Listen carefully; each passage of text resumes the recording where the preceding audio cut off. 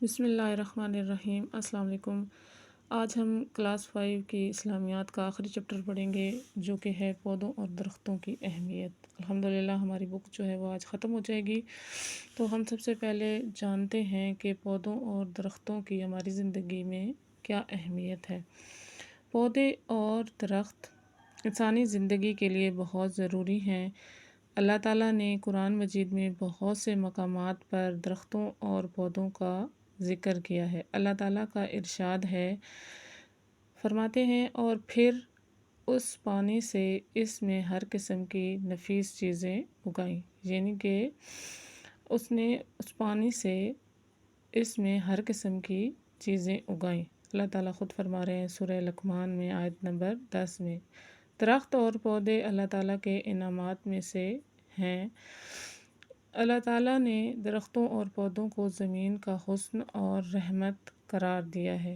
ارشاد ربانی ہے، وہی اللہ تعالیٰ تو ہے جس نے آسمان سے پانی برسایا جسے تم پیتے ہو، اور اس سے درخت بھی شاداب ہوتے ہیں جن میں تم اپنے جانوروں کو چراتے ہو۔ قرآن مجید میں اللہ تعالیٰ نے پودوں اور درختوں کی مختلف اقسام کا ذکر کیا ہے اور انسانوں کے لیے ان کے فائدے بھی بیان کیے ہیں۔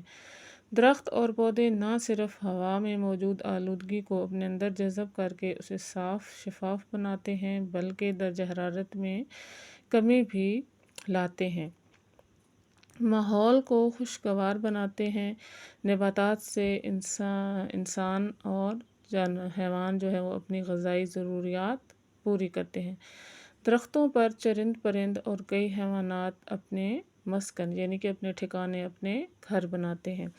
اس طرح نباتات سے کئی قسم کی دوائیں بھی بنائی جاتی ہیں جو کہ درختوں یعنی جڑی بوٹیوں سے، ان کی لکڑی سے گھر، فرنیچر کا سامان اور حرارت اور روشنی حاصل کی جاتی ہے۔ شدید گرمی میں چھاؤں اور شدید سردی میں حرارت اور روشنی حاصل کرنے کا ذریعہ بھی یہی درخت ہیں، یعنی کہ ہم حرارت جو ہے وہ لکڑی کو جلا کر حاصل کرتے ہیں۔ یہ کہنا بے جا نہ ہوگا کہ اگر زمین سے درخت اور پودے ناپید ہو جائیں یعنی کہ ختم ہو جائیں تو زندگی کا وجود بھی ختم ہو جائے گا۔ یہی وجہ ہے کہ دین اسلام نے شجرکاری کو بہترین خدمت اور صدقہ جاریہ قرار دیا ہے۔ حضرت محمد رسول اللہ خاتم النبیین صلی اللہ علیہ وآلہ وسلم نے فرمایا، جو مسلمان درخت لگائے یا فصل بوئے، پھر اس میں سے جو پرندہ یا انسان یا چوپایا یہ کھائے تو وہ اس کی طرف سے صدقہ شمار ہوگا۔ درخت اور پودے لگانا سنت نبی صلی اللہ علیہ وآلہ وسلم ہے۔ نبی کریم صلی اللہ علیہ وآلہ وسلم نے اپنے دست مبارک سے کھجور کے پودے لگائے اور اپنی امت کو بھی شجرکاری کی تلقین فرمائی۔ ایک اور موقع پر آپ صلی اللہ علیہ وآلہ وسلم نے ایسی زمین کو کاشت کرنے کی ترغیب فرمائی جو کسی کے استعمال میں نہ ہو یا بنجر ہو، یعنی کہ پہلے اس پر کوئی فصل نہ اگائی گئی ہو۔ آپ صلی اللہ علیہ وآلہ وسلم نے فرمایا، جس کے پاس زمین ہو اسے اس زمین میں کاشتکاری کرنی چاہیے۔ اگر وہ خود کاشت نہ کر سکتا ہو تو اپنے کسی مسلمان بھائی کو دے تاکہ وہ کاشت کرے۔ پھر یہاں بھی رسول پاک صلی اللہ علیہ وسلم کا فرمان لکھا ہوا ہے کہ اگر تم میں سے کسی کے ہاتھ میں کھجور کا پودا ہو اور قیامت آ جائے تو اس سے پہلے تم وہ پودا ضرور لگاؤ، یعنی کہ اپنے حصے کا درخت ضرور لگانا چاہیے۔ نبی اکرم صلی اللہ علیہ وآلہ وسلم کی تعلیم کا ہی نتیجہ تھا کہ صحابہ کرام رضی اللہ عنہم جو ہیں وہ صدقے کی نیت سے شجرکاری کا خاص اہتمام فرماتے تھے۔ قرآن مجید 2 احادیث نبوی صلی اللہ علیہ وآلہ وسلم میں درختوں کو بلا وجہ کاٹنے کی مذمت فرمائی گئی ہے۔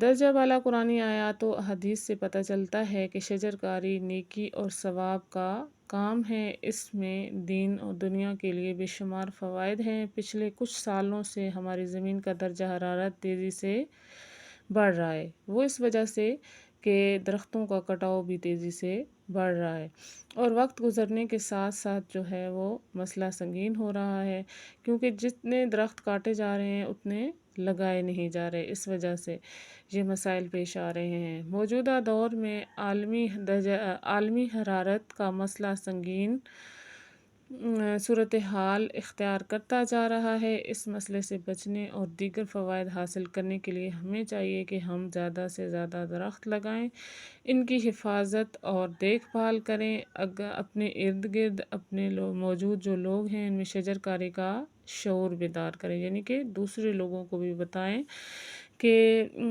درخت لگانا جو ہے وہ کتنی نیکی کا کام ہے۔ موسمیاتی تبدیلیوں سے محفوظ رہنے اور ماحول کو بہتر بنانے کے لیے پورا سال شجر کاری کا کام جاری رکھیں۔ درخت اور پودے لگانا ایک اہم دینی اور قومی فریضہ ہے۔ ہمیں چاہیے کہ ہم خود بھی نیکیاں کمائیں اور اپنے ساتھیوں کو بھی اس کی ترغیب دیں۔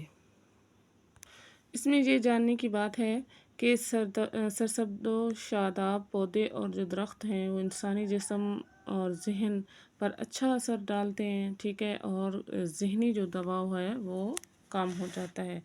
اور یہ بھی کہ شجر کاری سے زمین کے کٹاؤ اور لینڈ سلائڈنگ میں کمی واقع ہوتی ہے، یعنی کہ کٹاؤ کا مطلب کہ اگر سیلاب وغیرہ آ جاتے ہیں یا بارشیں ہوتی ہیں تو اگر وہاں پہ درخت ہوں تو وہ پانی کو روکتے ہیں، ان کے بہاؤ کو کم کرتے ہیں، اور اگر وہاں پہ درخت نہ ہوں تو وہ پانی اتنے زور سے بہتا ہے کہ وہ ساتھ ساری مٹی کو بہا کر لے جاتا ہے۔ تو آج ہم نے جانا پودوں اور درختوں کی اہمیت، ہماری زندگی میں اس میں کیا اہمیت ہے، اور رسول پاک صلی اللہ علیہ وسلم اور اللہ تعالیٰ نے شجر کاری کے بارے میں کیا فرمایا۔ یہ ایک صدقہ جاریہ ہے، ہر انسان کو نیک نیتی سے درخت لگانا چاہیے، ٹھیک ہے، یہ نیکی کا کام ہے۔ تو اب ہم مشق کریں گے۔ تو مشق میں سب سے پہلا سوال ہے،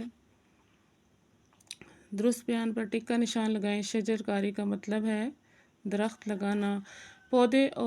درخت اور پودے کمی لاتے ہیں۔ درجہ حرارت میں شجر کاری سے زمین میں کمی واقع ہوتی ہے، یعنی کہ زمین کے کٹاؤ میں کمی واقع ہوتی ہے۔ نبی کریم صلی اللہ علیہ وآلہ وسلم اپنے ہاتھ سے درخت لگائے، کھجور کے درخت انہوں نے لگائے تھے، اور دین اسلام نے شجر کاری کو قرار دیا ہے، بہترین صدقہ قرار دیا ہے۔ خالی جگہ پر کریں۔ سوال نمبر 2، درخت اور پودے اللہ تعالیٰ کے انعامات میں سے ایک ہیں، ٹھیک ہے، اللہ تعالیٰ کے انعامات وہ ہیں جو اللہ تعالیٰ نے انسانوں کے لیے بنائے ہیں اور انسانوں کے فائدے کے لیے۔ درختوں پر چرند پرند اور کئی حیوانات جو ہیں وہ اپنے مسکن یعنی گھر اور ٹھکانے بناتے ہیں۔ نبی اکرم صلی اللہ علیہ وآلہ وسلم نے درخت اور پودوں کی شجر کاری کی تلقین فرمائی ہے۔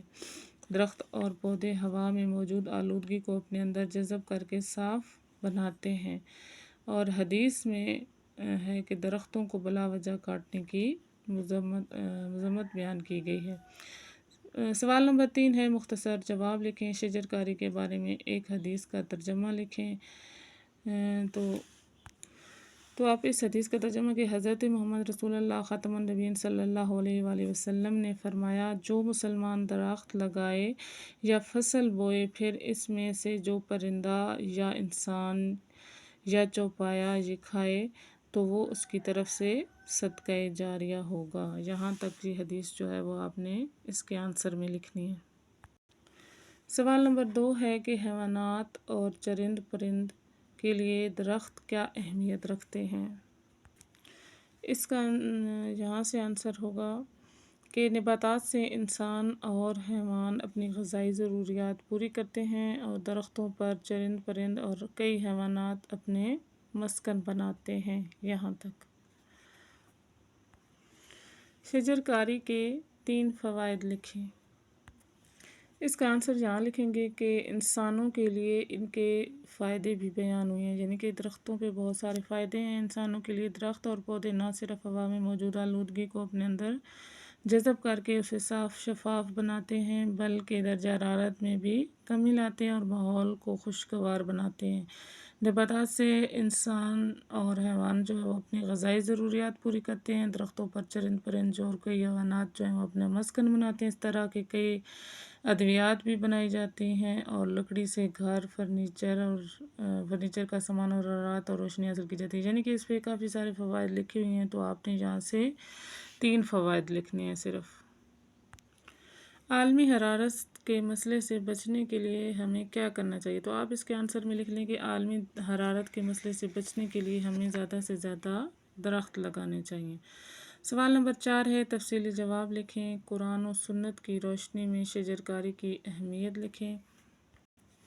تو اس کا آنسر آپ یہاں سے سٹارٹ سے کریں، یہاں سے سٹارٹ کریں گے، ٹھیک ہے۔ یہ لائن ہم نے لکھنی ہے، پھر آیت کا ترجمہ لکھنا ہے، پھر یہ والی لائن لکھنے کے بعد یہاں تک لکھنے کے بعد اس آیت کا ترجمہ آپ نے نہیں لکھنا، پھر آپ نے ایک حدیث لکھ لینی ہے، یہ والی جو آپ نے شارٹ کوشچن میں بھی یاد کی ہے، ٹھیک ہے، اور یہ والی ڈیڈ لائن لکھ کے یہاں تک جو ہے وہ اپنا لانگ کوشچن کمپلیٹ کرنا ہے۔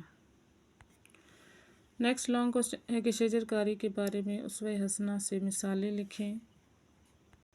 اس کا آنسر یہاں سے سٹارٹ ہوگا، درخت اور پودے لگانا سنت نبوی ہے، ٹھیک ہے۔ یہاں تک لکھنے کے بعد کہ رسول پاک صلی اللہ علیہ وسلم نے کس طرح شجرکاری کی، اور اس کے بعد یہ حدیث لکھیں، اور صحابہ کرام بھی اس بات پر کس طرح عمل کیا، یہاں تک جو ہے وہ آپ اپنا آنسر کمپلیٹ کر لیں۔